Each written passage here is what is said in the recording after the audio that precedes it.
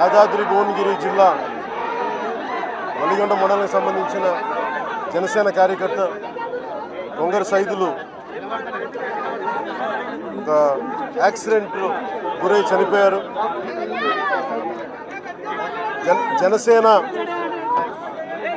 అమలు చేస్తున్న ఈ కార్యకర్తల బీమా పథకం ఈ రోజున స్వయంగా చెక్ తీసుకొచ్చి నేనే కుటుంబానికి ఆయన కుటుంబ సభ్యులకి ఇవ్వడం జరిగింది.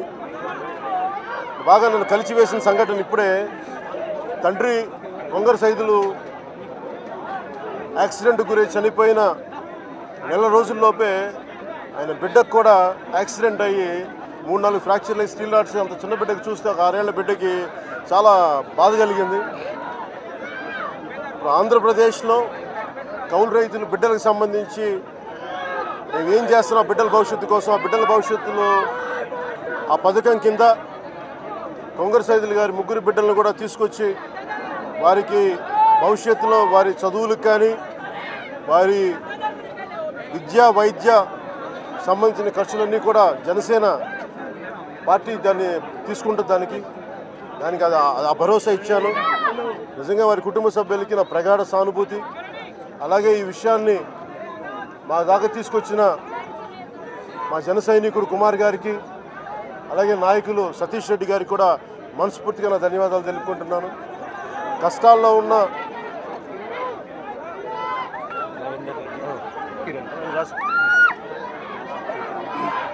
అలాగే జన సైనికులు తెలంగాణలో ముఖ్యంగా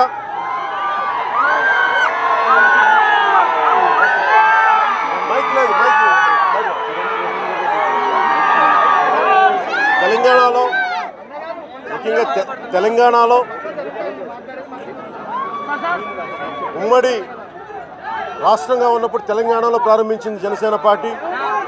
ఈ రోజున నా మొట్టమొదటి తమ్ముడు సినిమా చేస్తున్నప్పుడు నాకు కేవలం ఒక ఎన్జిఓగా ఒక సహాయం చేస్తే సరిపోదు, ఒక రాజకీయాలు ఒక బలమైన స్థానం ఉంటే తప్ప ప్రజలకు ఏమి చేయలేము అన్నది నాకు ఆ సంఘటన నాకు నల్గొండ జిల్లాలో జరిగింది.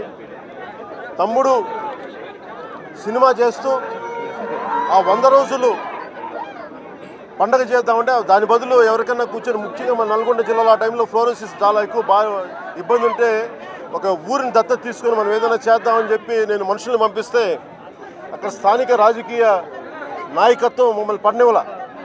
ఆ రోజు నాకు చాలా బాధ కలిగింది. ఒక మంచి పని చేయడానికి కూడా ఈ అడ్డంకులు ఏంటని, అంటే మనం నిజంగా మంచి చేద్దామనుకున్నా కానీ కేవలం ఒక ఎన్జిఓగానో లేదంటే ఒక మంచి మనిషిగా ఉంటే సరిపోదు, ఒక ఫౌండేషన్ ఉంటే సరిపోదు. ప్రజలకి కష్టాల్లో అండదండలుగా ఉండాలి, రాజకీయంగా బలం ఉండాలి. దాంట్లో నాకు నిజంగా స్ఫూర్తినిచ్చింది నాకు నల్గొండ. సో ఆ తమ్ముడు సమయం నుంచి దాన్ని ఆలోచించి ఒకలాంటి బలమైన అంతర్మదనం జరిగిన తర్వాతే చాలా సంవత్సరాల తర్వాత 2007లో 2008లో రాజకీయ ప్రవేశం చేయడం జరిగింది. ఆ రోజున కూడా మా ఉద్దేశం ముఖ్యంగా తెలంగాణ రాష్ట్రానికి సంబంధించినంత వరకు అన్ని బీసీ సంఘాల్లో నాయకులు కానీ, వెనుకబడి అణగారిన వర్గాల్లో నాయకులు కానీ, అలాగే ట్రైబల్ సంబంధించిన వర్గాలకు కానీ, యువతకి కానీ, మహిళలకు కానీ వీరందరికీ సంబంధించి వీళ్ళకి అండగా ఉండాలి మేము. అలాగే చాలామంది ఉన్నత స్థాయి వర్గాల నుంచి ప్రజలకి అణగారిన వర్గాలకు అండగా నిలబడదాం అనుకునే నాయకులు చాలామంది ఉన్నారు. వారిలో సతీష్ గారు ఒకరు. విదేశాల్లో అమెరికాలో ఉంటూ ఉద్యోగం చేస్తూ అది కాదని చెప్పి తనదైన దేశానికి తన నియోజకవర్గాన్ని నిలబడాలి, ఏదైనా చెయ్యాలని చెప్పి బలం అండగా నిలబడి రోజున పార్టీని ముందుకు తీసుకెళ్తున్న సతీష్ గారికి కూడా నా కృతజ్ఞతలు తెలియజేసుకుంటా ఉన్నాను. అలాగే కిరణ్ గారికి, రవీందర్ రెడ్డి గారికి కూడా మనస్ఫూర్తిగా నా ధన్యవాదాలు తెలియజేసుకుంటున్నాను. నేను తెలంగాణలో కూడా మాకు ముందస్తుగా మాకున్న ఆలోచన ఏంటంటే తెలంగాణకు సంబంధించినంత వరకు మేము తెలంగాణలో తిరగాలి, మా నాయకులు తిరగాలి. సతీష్ గారు తిరుగుతున్నట్టుగా నాయకులు తిరగాలి, ప్రజా సమస్యలు తెలుసుకోవాలి, మా వంతు కృషిగా ప్రజలకు ఏం చేయాలో మేము ఆలోచించాలి. దాంట్లో భాగంగా నేను కూడా నెలకి ఎన్ని రోజులు అందుబాటులో ఉన్నాను కూడా నేను దాని మీద ఆలోచన చేస్తూ ఉన్నాను. ఖచ్చితంగా ఇందాక దారి పొడవుతా కలుస్తూ ఉంటే ఒకరికి నేను ఈ రోజున తెలంగాణ నాయకులకి మన తెలంగాణ కార్యవర్గానికి కూడా చెప్తున్నాను, హైదరాబాద్లో ప్రత్యేకంగా ఒక కార్యాలయం తీసుకొని నేను మీకు నెలకి ఒక 3-4 రోజులు మీకు ఖచ్చితంగా అందుబాటులో ఉంటాను. మీ సమస్యలు మీరు తెలియజేయండి. ఎవరైతే పార్టీ కోసం పనిచేస్తున్నారో, ప్రజల కోసం నిరంతరం మన కుమారులా పనిచేస్తున్నారో అలాంటి వాళ్ళని కలిసి మీకు నేను భరోసా ఇస్తాను. ఎందుకంటే ఒక పార్టీ నిర్మాణం చాలా కష్టసాధ్యమైనది. 2007 నుంచి 2000 నుంచి ఎంతోమంది పార్టీలు వచ్చి నాయకులు వచ్చారు, కానీ దాన్ని బలంగా నిలబెట్టుకోవడం చాలా కష్టసాధ్యమైన విషయం. అందుకనే నేను తొందరపడట్లేదు. 25 సంవత్సరాలు ఈ ప్రస్థానం అని ఎందుకు చెప్పాను 2014 అంటే నాకు తెలుసు, దెబ్బతిన్నవాడిని నేను రాజకీయాల్లో ఎదిగి గెలుపులు చూసిన వాడికి దెబ్బతిన్నవాడిని కాబట్టి చాలా బాధ్యతగా మాట్లాడతాను నేను. దాంట్లో భాగంగానే ప్రతి జనసేన కార్యకర్తకి అలాగే తెలంగాణ ప్రజలందరికీ నాకు జన్మ ఆంధ్రప్రదేశ్ ఇస్తే పునర్జన్మ నాకు తెలంగాణని ఇచ్చింది. అందుకని అలాంటి తెలంగాణకి నేను రుణపడి ఉన్నాం. మా వంతు కృషి మేము చేస్తాం. కాకపోతే మేము కోరుకుంటున్నదల్లా తెలంగాణ విభజన తర్వాత చాలా బలమైన పార్టీలు నిలబడ్డాయి. టీఆర్ఎస్ కానీ, భారతీయ జనతా పార్టీ కానీ, కాంగ్రెస్ కానీ.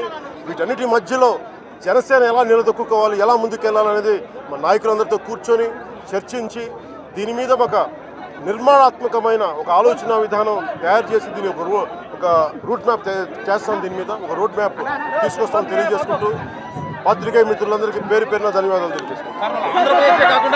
ఆంధ్రప్రదేశే కాకుండా తెలంగాణలో కూడా జిల్లా కమిటీలు, తర్వాత మండల కమిటీలు, పట్టణ కమిటీలు, గ్రామ కమిటీలు వేయడానికి మీరు సిద్ధంగా ఉందా పార్టీ? ఖచ్చితంగా. నేను మీకు తెలియజేసుకుంటే ఏంటంటే కమిటీలు వేయడానికి ఆంధ్రప్రదేశ్లో కూడా కొంచెం కింద కూర్చున్న వాళ్ళు చెప్పండి. ఇది అవలేమని చెప్పండి. అంటే తెలంగాణ సంబంధించి కూడా మైక్ పని చేయడం. జై తెలంగాణ, జై జనసేన. తెలంగాణ జిల్లాలో ప్రతి గ్రామంలోనూ ప్రతి జిల్లాలో కూడా కమిటీలు వేయాలి అంటే అది కొంత సమయం తీసుకుంటుంది. ఆంధ్రప్రదేశ్లో కూడా అంత విస్తృతంగా తిరిగి కూడా మేము ఒక 4-5 సంవత్సరాల తర్వాతే బలంగా వీళ్ళను మనకి నిలదొక్కగలిగాం. అలాగే తెలంగాణలో కూడా ముందు తెలంగాణ ప్రాంతాలన్నీ పర్యటించాలి. మా నాయకులు నాతో సహా మేము అర్థం చేసుకోవాలి, మేము ముందుకెళ్ళాలి. అన్నీ అర్థం చేసుకొని మాకు తెలంగాణలో ప్రతి చోట అభిమాన బలం చాలా బలంగా ఉంది. మాకు అది రాజకీయంగా బలోపేతం చేయాలి అంటే ముందు మా వంతు కృషి మేము చేయాలి. మేము దీంట్లో ఏం చూస్తున్నామంటే వచ్చే ఎన్నికల్లో ఖచ్చితంగా ఒక పరిమితమైన పాత్ర పోషించాలని మేము గాఢంగా నిశ్చయించుకున్నాం మేమందరం. అది ఎంత స్థాయి, ఎలాగా, ఎవరితో అనేది ఇంకా మేము దాని మీద చర్చలు జరుగుతూ ఉన్నాయి. దీని మీద మీకు పరిపూర్ణంగా వివరాలు తెలియజేస్తాను ఖచ్చితంగా. కానీ ఈరోజు నేను వచ్చింది ఈ వివరాల కంటే కూడా మా జన సైనికులు చనిపోయారు, వారి కుటుంబ పరామర్శకి, అలాగే వారికి రావాల్సిన 5 లక్షల బీమా పథకాన్ని, అలాగే వారి బిడ్డలకి కూడా జనసేన విద్యా వైద్యం సంరక్షణ బాధ్యతలు తీసుకుంటుంది. అందుకని చెప్పి అది తెలియజేయడానికి వచ్చాను. ప్రత్యేకించి ముఖ్యంగా ఇక్కడున్న యువతకి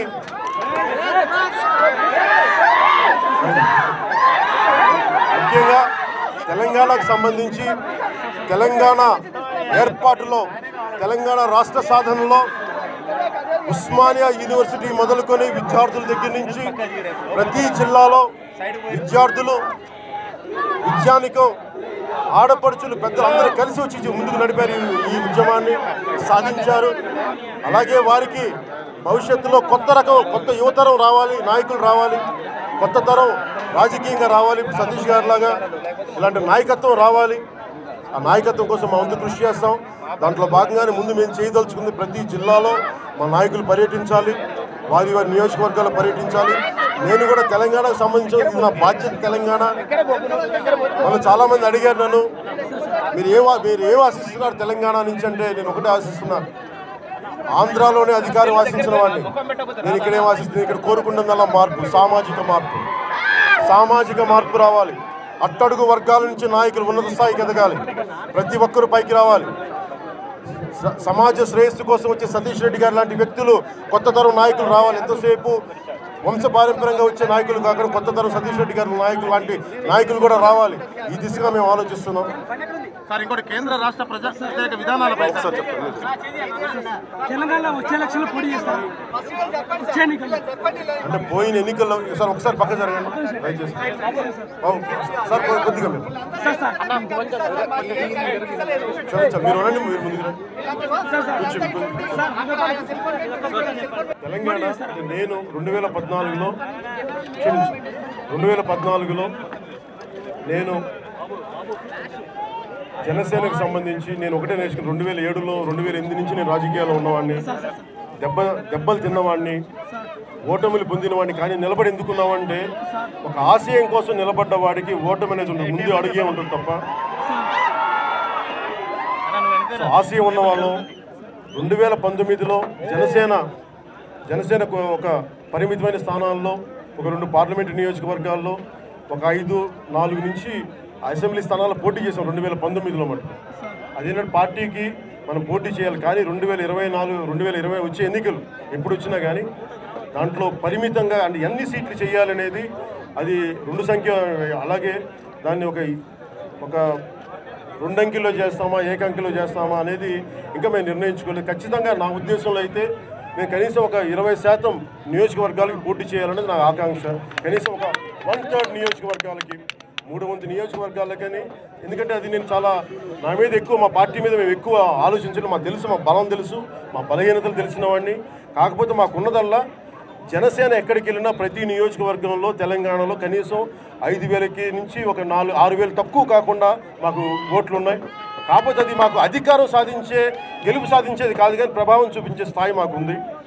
దాన్ని మేము ఇంత ప్రత్యక్షంగానే ఇంత ప్రాక్టికల్గానే మాట్లాడుతున్నాం.